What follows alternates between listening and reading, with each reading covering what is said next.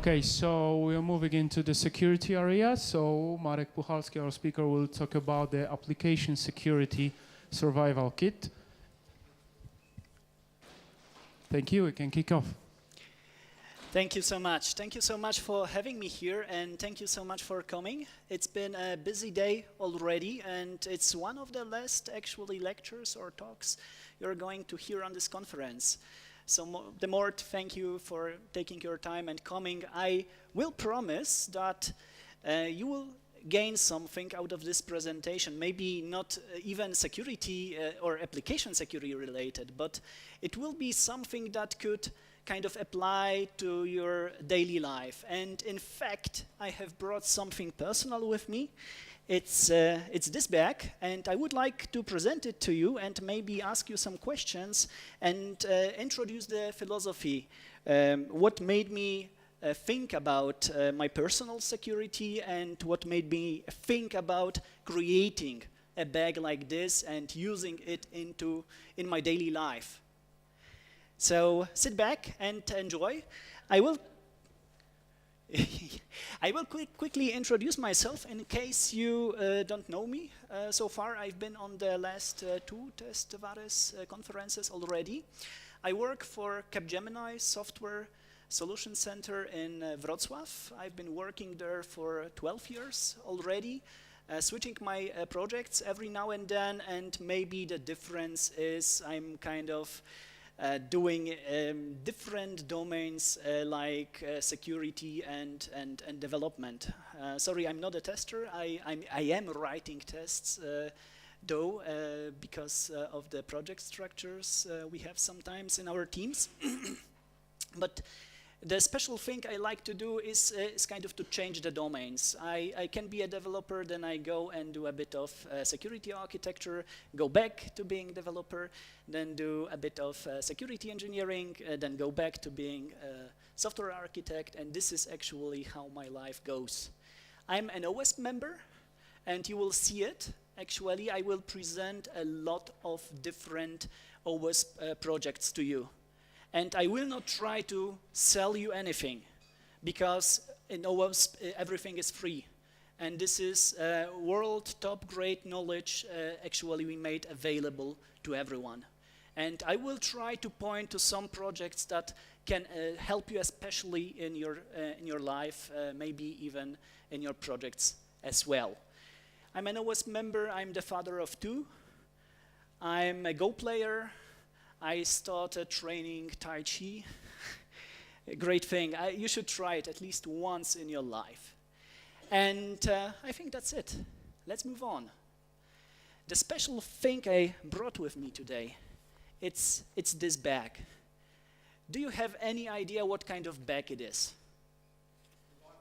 Survival bag. This is pretty close. People that know survival stuff and maybe military stuff might have better chances to guess what it is. It's special kind of survival. And the name is special as well. Any ideas? EDC. Great. What is EDC? EDC actually stands for everyday carry. Why? Well, because you're supposed to carry it around every day with you. And when you look inside, I actually will not open it right now. I made a photo. You can see a lot of cool things inside, like this remote control from TestFest. I am reusing right now, the best conference gadget ever. Thank you, TestFest. Hey. But you will also see some multi-tools there. You will also see some kind of dressing there. You will see some kinds of converters there. And you might think this is actually nice stuff. And this is kind of nice to carry it around. But honestly, believe me, I thought this would be the whole design idea behind EDC. I made 2 EDCs in my life, one for myself, and I carry it around everywhere with me. I made also an EDC for my wife. And it is kind of lying somewhere in our house, never being carried anywhere. So if you think it's only about the cool stuff you put in there, you might actually run into problems. It's not that easy that you put only the cool stuff there. If it's not about being cool, then what is it about then? It's actually about addressing risks in your life, in your daily life. As I already have mentioned, I am the father of two. So many of the risks I have identified are kids related. And you will see it on plenty of slides, actually, like a kid getting hurt, or a bike of a kid being broken, or I don't know, the power is gone and it's dark outside and you need a way to kind of go and reach with the kid the house, so the kid do not get scared. And when you think about it, I mean, you can instantly come up with an idea how to address those kind of things. And this is what an EDC is actually for. This is how you can address risks in your daily life. What's the connection to security? Well, it's actually about security, because security is about risk management. The core of security is to kind of identify risks, and if it's related to applications, to your applications, it's about risks involved with your applications, like your applications will be hacked, and for example, the whole database will be publicly known to anybody. Is this a risk? Well, it actually is. How do you address it? Do you need to address it? Well, this is actually the question that risk management will try to address. Don't worry, risk management sounds confusing. I will make it simple. This is the whole definition you need to know. What is risks? Risk consists of two things. Impact, I mean, how bad will it be if the risk actually materializes? And the second factor is probability. So it's about a dice roll. It's about how likely is it that the risk will materialize, that the impact will occur. And believe me, as in my role as a security engineer or a security architect or kind of consultant I've been in, I kind of realized the biggest problems we have with security, they are not actually impact related. They are probability related. And you kind of see in the very core of security is about probability. And you can ask yourself a question how bad it can become if your application gets hacked and you lose the data, or the data is compromised and publicly known to everyone. And maybe you will say, this would be actually pretty bad.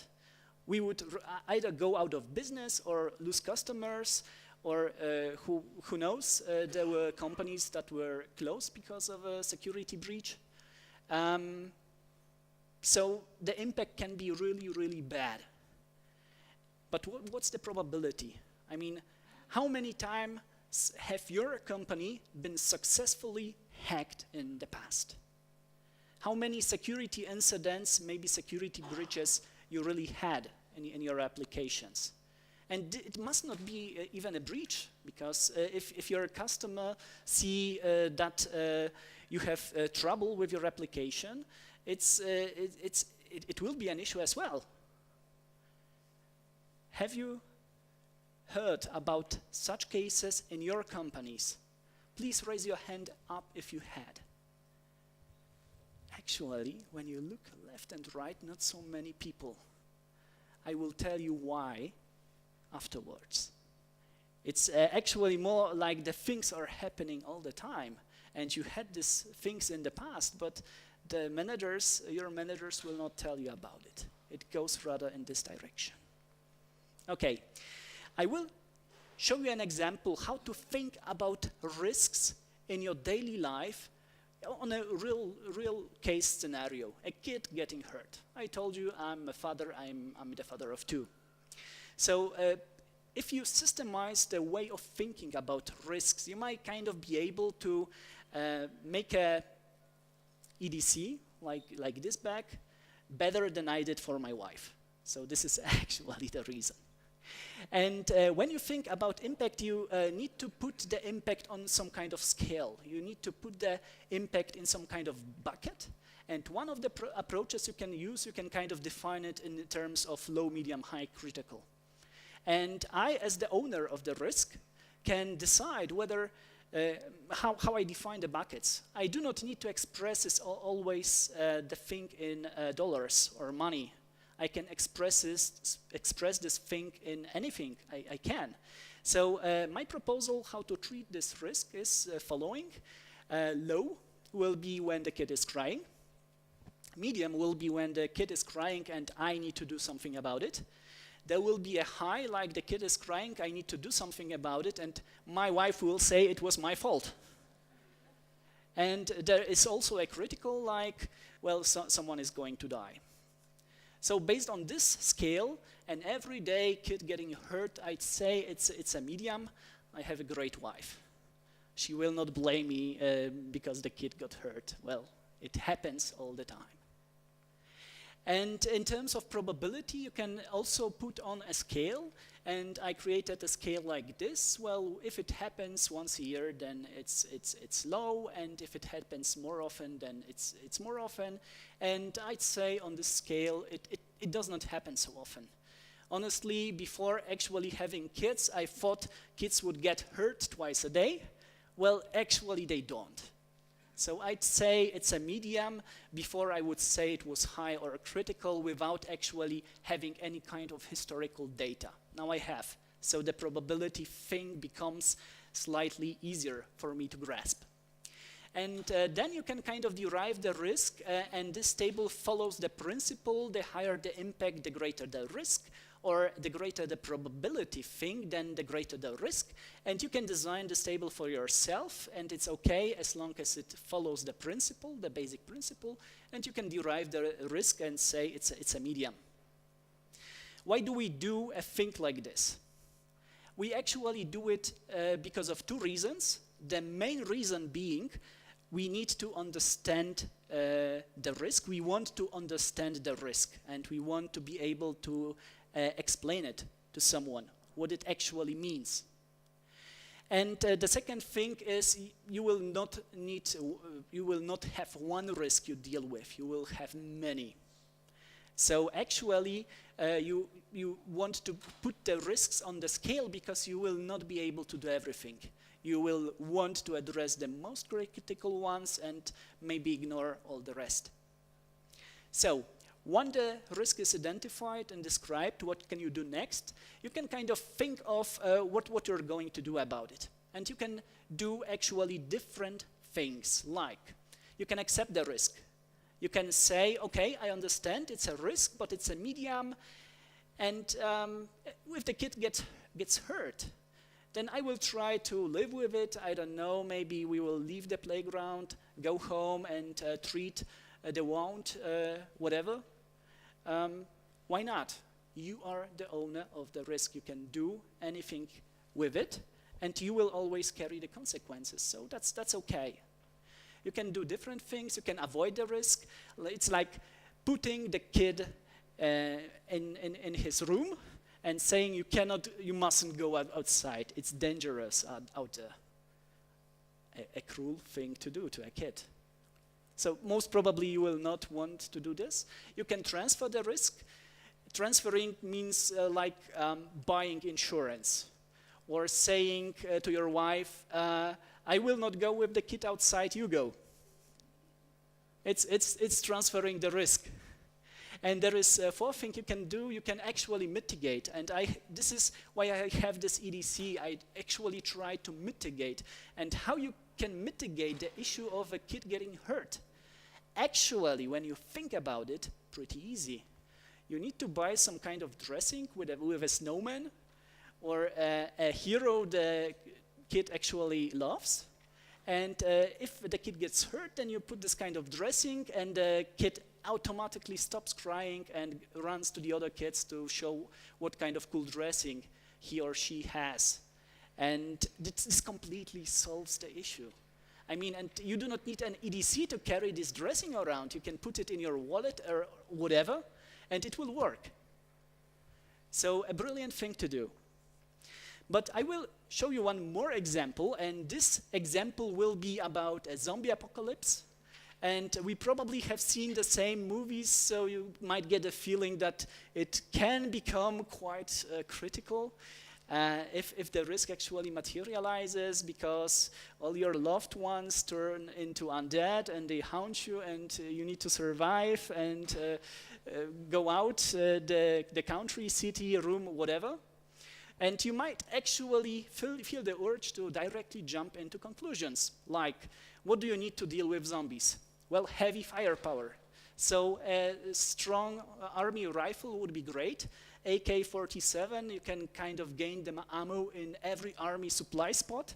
So it's a handy thing and offers superior firepower, great to deal with zombies. Once your ammo is out, well, the computer games actually teach us that the next weapon of choice is the chainsaw. So you might want to take this one as well, and you still need to deal with the issue, what if the fuel is done, then you need an axe to whack your way through the hordes of zombies. And then, well, you need to remember not to get dehydrated while fighting, so you will need a bottle of water. And if I had to deal with a zombie apocalypse, this would be the things I would carry with me around. But in fact, I don't. Well, we can kind of probably agree that if this zombie apocalypse would materialize, then the impact would be critical. Someone would die, or it would be dead already. But what's the probability? Well, it never happened before, and is unlikely to happen in the future. It's one way to think about it. There are others, like, well, I'm from Wrocław. And such things do not happen in Wrocław, and interesting things never happen in Wrocław. Warsaw, maybe. Łódź, I mean, for sure. Maybe there is a zombie apocalypse happening in Łódź right now, who knows? But Wrocław? No, I don't think so. Well, there is this cool company called Capgemini in Wrocław, and you know, we're hiring. And if you're looking for your next job opportunity, then consider us as well. There will be no zombie apocalypse in Wrocław or Poznań, where our offices are. I assure you. But what I wanted to show you with actually this slide is sometimes we treat risks in our daily life or in our applications as if they were zombie apocalypses, impossible to occur. And if I ask you what would be the impact if you get hacked, you would say, well, I don't know, but it would be pretty bad. And then, when we think about what you're doing, is, well, not everyone, but many of us are doing nothing. Why? If you ask them, well, because we do not think it's likely to get hacked. You treat being hacked as a zombie apocalypse, and it's not. I mean, people get hacked every day, and if you do not know that your company had some security incidents, it's because people like me report to your managers, and your managers do not tell you about it. And I had a real-time live example, like I had issues to solve with, and I went and saw the system and said, oh, the issues, OWASP top 10, whatever. And it kind of escalated to the top of the management of 3 different companies. And I have asked the developers working for the different companies, not related to the actual application the incident was involved with. And I have asked them, what do you know actually about him, about this incident? What do you know how bad it is and actually how bad it escalates? And they knew nothing. This is because our culture of communication in the companies is pretty bad. And this is why you might have tremendous trouble dealing with the probability thing if you do not have historical data already, because your way of thinking about it will be deeply, deeply flawed. Okay, what will we try to do in this lecture? My proposal is following.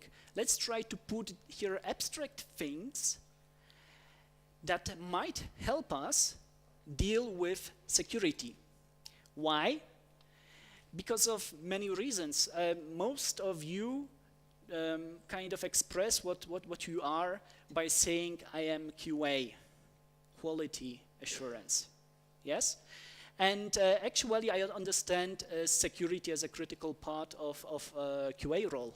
So what I expect from a QA is actually to give me at least a glimpse, an idea, what can I do around security?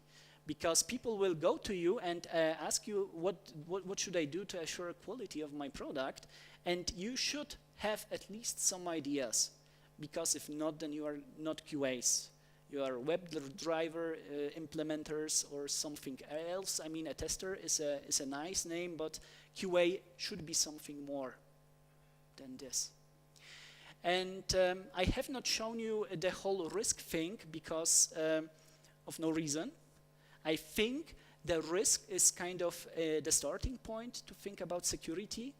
And it would be kind of bad if I now started to put fancy stuff inside this bag because of no reason. Because we would kind of end up with a bag I created for my wife, and she would be not using it at all. And actually at this point, when I arrived at this point in making this presentation, I thought, oh God, this is hopeless. Because if I miss the point right now, you can kind of go outside and I will not put it against you. I mean, if the risk I try to address is not your risk at all, then what point is it to kind of stay here and watch the rest? So we can go out. There are still other lectures ongoing. I will not mind. My proposal would be following. What if we cannot deliver security at all? And this risk, you can see it on different levels. I mean, your manager will see it on a different level. It's like having someone with a skill to do it. But you can also see it on your own personal level. What can I say if someone comes to me and asks me, well, what about security? What would you propose that we do to address this issue? I'd say, let's try to tackle this one. Let's try to see what we can do about it.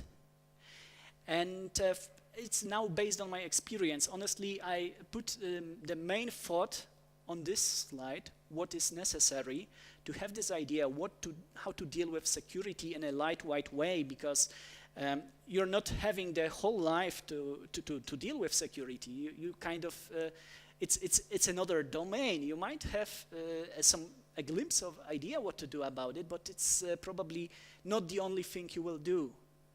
And I'd say, let's put here some things, some fancy stuff like baseline. Baseline is actually an understanding what security means to us. So it's actually a list of points what you're going to do about your application. The other things are knowledge, tools. The tools are the cool stuff. I will kind of repeat some things you have seen in the lecture of Michał Kowalski yesterday. And I was kind of surprised and also happy what he has shown, because it proves that we're thinking a similar way as security architects that do not actually know each other, that come from different cities, and so on. And the last thing on my list is actually how do I convince my manager to actually put some money into it, to do it. Let's try to tackle these 4 things. Baseline, it actually correlates to the logo of this conference pretty well. We will not really try to to raise the bar at this point. For many projects, as I have realized, security is about setting the bar in the first place. And the question would be, where can you get the bar from? And the bar you can take out of 2 places, out of the market and out of the experts. You could do it yourself and set the bar yourself, but we're in an age where every bar will be a copy of a copy of a copy of 1 or more bars someone else has made. And security is a place we have as humanity pretty lot of experience. So actually you can take the bar out of one of the 2 places, like see what the market has to offer, or kind of see what the experts have to offer. And 2-3 years ago, I would say go with what the experts say, and now today, I will say go with the market, because they have already created such a huge amount of beautiful, colorful slides. Forget the experts for now. We're trying to do something lightweight. And what does the market say? The market says go for OWASP Top 10. And OWASP Top 10 is one of many projects, many OWASP projects, and you can download the PDF or look through the web page yourself. It's one of the most popular things. Please raise your hand if you know OWASP Top 10 already, has seen something about it. Yes, about half of us already did. So, but it's educational stuff. You shouldn't actually use it for security assurance in one way or the other, but everyone does. I have seen from the automotive branch kind of their security requirements towards the system, and they always say the system must fulfill some kind of security standard like OWASP Top 10, and it's false. It's not a standard, it's a list. But honestly, I'd say if there were no OWASP Top 10, then we would be kind of doing much less. We wouldn't be doing more, we would be doing less about the security. And actually, if you look into what OWASP Top 10 is, OWASP Top 10 is a list of 10 biggest flaws. Well, actually not flaws. It's a list of 10 biggest web application security risks. So what we can do right here, we can kind of exchange this one point that we want to be able to do something about security on a list of those 10 points. And I'm really, really thankful to Radek for addressing some of them in his previous talk. You have heard before, because I will not go into details. The basic understanding people have about OWASP Top 10, it's a list of 10 blue squares, and that's it. So if you have never seen it before, now you have the same understanding as most of your managers do. You will see that, well, what we're missing right now. We're missing right now the knowledge. And the knowledge is actually a crucial thing. And if you're sleeping right now, then please wake up, because this is actually the main point. I think this is one of the products we do not speak often about. And for testers, I think it would be a fascinating thing to at least go one time through. Because it's a document that will say how you can practically test some kind of vulnerabilities in your system. Like developers have written some kind of XML handling using a XML parser, and how do you test the security of this thing? Many people do not know, and honestly, this is kind of specialized, and how do you test this thing? This is only a small part of a table of contents. And I will not go into details, but just see some headlines. This is pretty practical stuff you will find. And I will kind of try to give you some real-life examples how to use this kind of knowledge. Just please make sure that you are not allowed to test security of every system you kind of find on the web, because you might run into problems. Just remember this small thing, like that you need written permission to perform any kind of security testing. And there are sound reasons for remembering this. Okay, this will be an example just to show you a bit of what you can find in this document. I mean, you can go through and see that if you have SQL injection, then you actually, the very first thing to do is like putting an apostrophe in your as your very first attack vector. A single apostrophe is a SQL attack vector. Or another example, like you have cross-site scripting. And there will be actually a huge amount of potential attack vectors, script alert 1, script being the very first one you might want to choose. but you will have also others. So how do you use this knowledge in your practical life? I mean, how many of you do Selenium WebDriver? Please raise your hand. Many. So actually, when you have no better idea how to automate your test with what kind of data you want to put inside, then just use this. I mean, use apostrophe as an attack vector, and you have non-zero chances that you can find some kind of SQL injection. Or dealing with cross-site scripting, you can kind of take this script alert1 script and put it in the comment on some kind of form you're testing. Why not? You have non-zero chance that you can find cross-site scripting. And in fact, this is so fancy, it's not really related to the document, but once we have kind of found this out, it was so cool. I'd like to share this small part of knowledge with you as well. There are actually different attack vectors for cross-site scripting, and there are some that are better than others. Because they work in so many different contexts that they are kind of called polyglots. You can have a list of 1,000 different attack vectors, and this one polyglot thing will kind of do as good as 900 of them. So if you have no better idea what you can put and how to automate the Selenium test, go with this. And once you find out that there is an alert box opening right now, you know this is a vulnerability, that you need to address this. This is kind of the practical knowledge you get out of this document. So what we have seen so far is actually a baseline and knowledge. And right now, I would like to show you some tools, the cool stuff. The very first tool would be OWASP ZAP. Many people actually mentioned this so far. What is OWASP ZAP? This is a forward proxy. And what does forward proxy means? Well, it's actually a proxy you put on your own computer behind your browser to spy on you. Well, you have the whole control of what the tool is doing, so that's okay.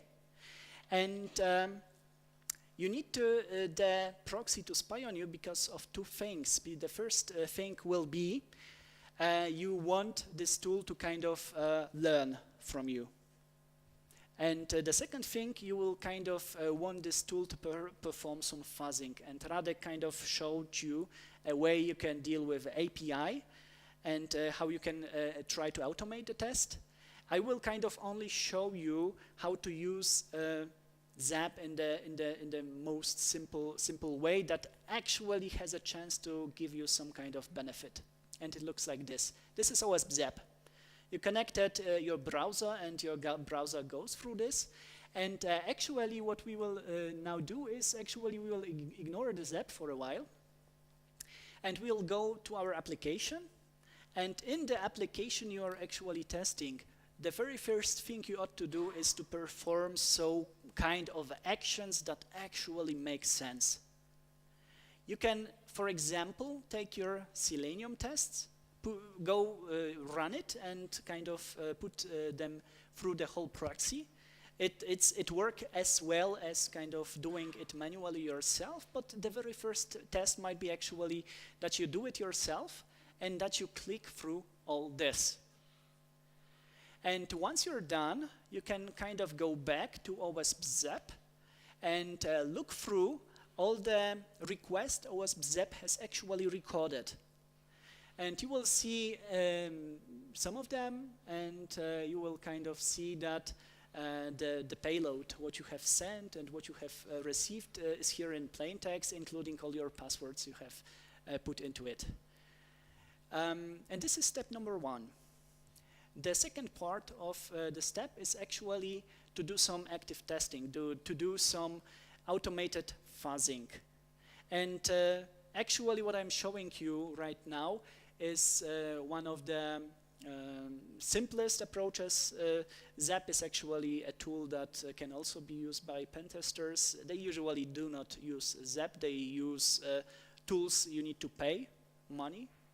But this is actually something you can use in your daily life and pay absolutely no money. This is free. And what you have seen here is actually ActiveScan being started, and this is kind of the end, and you will see it generated 13,000 requests.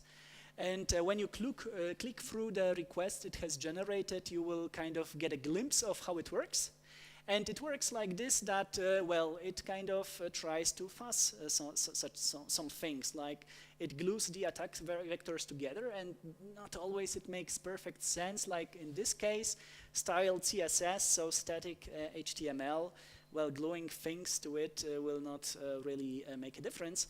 But you can also see different things like, well, what if you read a product to a given ID, and the ID has been 12, and now you fuzz it, and beside 12 you write 14 minus 2. And what if it works? What if it actually works and your system is okay with it? Well, kind of silly situation, isn't it? Because if it has been interpreted, then the code has been executed. So it might be a strong evidence that there is something wrong with a SQL injection. Well, you need to see through this yourself, because if the response is server 500, then actually it might be also a false positive. The important thing is, like the testers do actually, what if you run the tool and it says everything is fine? Did you do a good job or not? The idea I would like to give you is there are a lot of tools you can train what you're doing on, and one of the tools, there are vulnerable applications, and you might want to do actually what Grzegorz has done on our workshop, like give the tools to the people and tell them, well, try to test with it. And we had a full-day workshop learning about this tool, and what we have chosen was OWASP Juice Shop, and people were hacking OWASP Juice Shop. Just make sure you have the confidence and you're confident about that if there are some kind of errors that you can find them, that you have some kind of skill, that you will not say that if it's green, then it's green, because some people might kind of question your competences, and this Juice Shop thing is a nice thing to start with. Okay, what about static code analysis? This is some part of code. Well, the very first thing is you need to read code to go through the static code analysis and to be able to examine it a bit. What kind of flow is this? SQL injection, that's true. And never glue things together, never glue some kind of execution steps together. And I will tell you the same thing Michał has told yesterday. There is for Java this nice tool, find security bugs, and you might use it. A different approach how to use this tool is this. If you have the code base, you kind of run the tool. And this is how I do sometimes an audit, because I am asked to go and evaluate someone else's code. And the code base can be huge. And this is the very first thing I do. I run the tool and see the points it has found, and can deal whether they are false positives or not. Static code analysis can kind of, the noise can be great. So do not wonder if most of the things it has found were false positives or not. And you can see here many SQL injections, like gluing text together to execute it as a command, a bad thing to do. And you can also find different things like, I don't know if the MD5 in this context is good or not, but well, question this as well. Okay, and there is this dependency check, and Michał has thought about it yesterday as well, because the clue is, if you depend on a library that is vulnerable, then it's your application might be vulnerable as well. And how do you deal with all the dependencies that are vulnerable? Well, the easiest thing is to have an automated scanner, and the tools can be very expensive, but if you go for OWASP dependency check, then it might be kind of slightly easier. And what Michał has shown yesterday was how to integrate it with Maven. And I can show it a little more different. This is the command line of dependency check, and you run the tool, you examine the report, and in the report there will be a list of so-called CVE points. common vulnerabilities that has been identified and they have a name, and what you need to do is actually to go through the report, and kind of say whether it was okay or not. Okay, time is running out. When you have the tools like static code analysis, dynamic code analysis, and software composition analysis, you can see that you can put some kind of requirements and you can kind of shift them to the tools to do at least a part of your job. Not everything. OWASP Top 10 is not that simple. People think OWASP Top 10 is about 10 things they need to verify in their applications. It is not. It actually is a list of 50, 60 points, single points you need to verify. So do not confuse the risks with the vulnerabilities at this point. But this would be kind of what we have so far. And the last thing is about actually convincing the management to do something. Because when you do go to your boss and tell them that you would like to do some kind of security testing, the boss might be confused. And what he will say will be the same thing he says actually to everyone. Sure, good idea. I like that you think about the project. Now just convince me and tell me what will I get out of it. I will invest and give you time for you to search for security flaws. And when will I get my money back? Actually, a good question. So you might spend some time thinking about what he means. He can also tell this in a bit different wording, like he will ask you about return of investment. It's an even cruel thing to do because you see there is some kind of science behind it. How do you deal with it? He's actually asking you to play his game. And if you play his game, you might have a hard time answering when will he get his money back if I fix the security flaws like SQL injection? Well, never. You will go and say, but security is important, and he will say, go play with your toys, rookie. This is what he will say most probably. So the thing is, he will try to make you play his game. This is what the managers know, and this is what they are learning on the conference they go to and in their books. And the point is that return of investment, or kind of asking, when will I get my money back, is a wrong thing to way of thinking about security. Because security is not about when will you get your money back. It's about preventing some risks from materializing. And the last point I would like to give you on the way is that there is another way of thinking called ALE, Annualized Loss Expectancy. And it is actually risk-based, but you need to express the impact in terms of money to derive some kind of budget to know how much money you want actually to spend on this thing. And once you understand this, it is really simple. I mean, what are the costs of the incident in terms of money? Then what is the probability? And when you multiply them, you get some kind of budget. And now you ask, this is your budget. You spend less, then you lose money because some of the risk will materialize and we will need to deal with it and you will lose money. If you spend more than this, then you will lose money as well because the probability of the incidents occurring will be actually less. So this is what you go and talk to your boss. Well, there is no ROI in security. Sometimes there is, but let's skip this. You need to think about it differently. You need to think about what you can lose and with what probability you can lose it.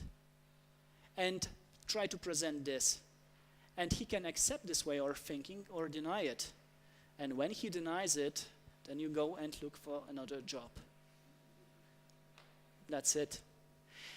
So when you look about it, this is all there is. This is all what I would like to give you.